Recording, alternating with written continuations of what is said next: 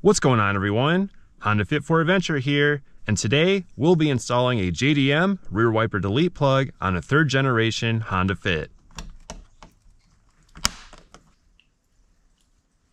Now, why would anyone want to get rid of their rear wiper?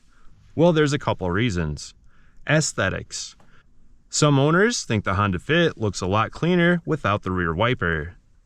Another reason someone may want to remove the rear wiper is for weight reduction.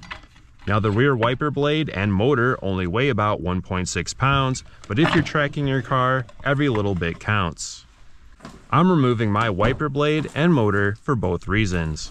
I think it looks a lot cleaner, and I'm trying to save a few pounds after adding all my camping gear inside.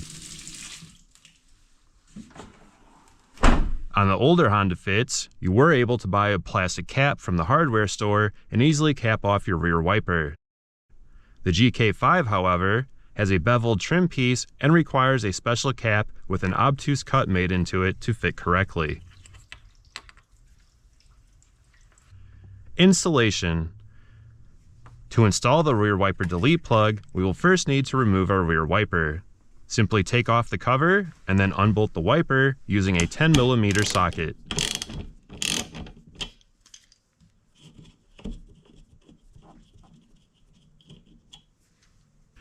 To remove the wiper blade, it's best to bend the wiper to the upright position and then slide the wiper blade off of the motor spindle.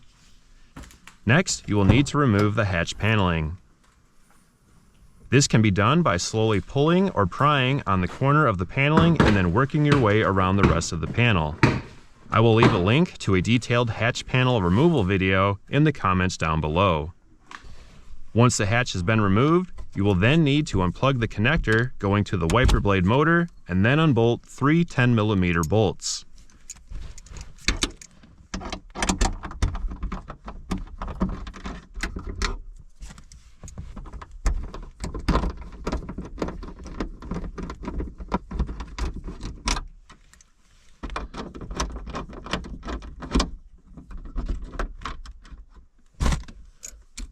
The rear wiper motor should now be able to slide out.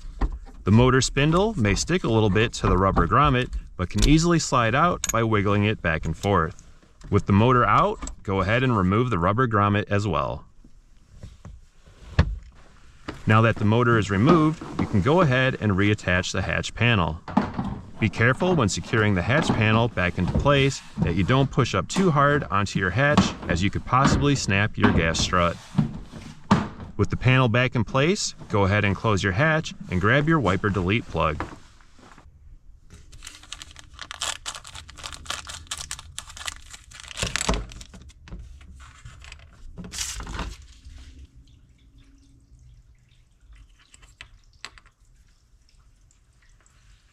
To install the delete plug, all you have to do is snap it into place in the correct orientation.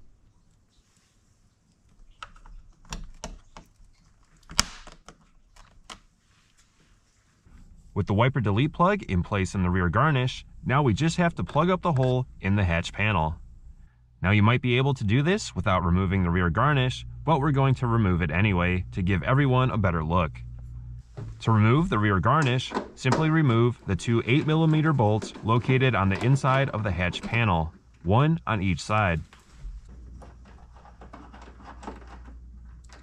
With the bolts removed, close the trunk and lightly pry up on the rear garnish, starting with one side and slowly making your way to the other.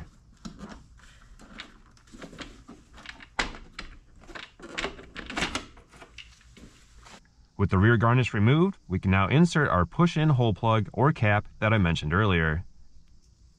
I believe this cap is 1 3/8 inch with a 1.1 inch interior plug diameter.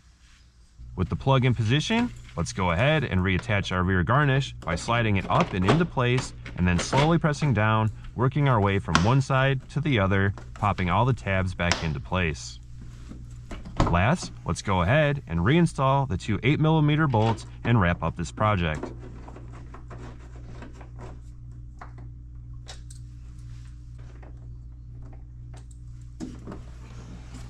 That's it. You've successfully installed your JDM OEM rear wiper delete plug.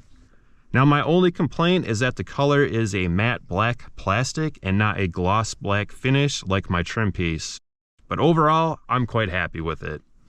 Until next time, stay tuned and stay fit.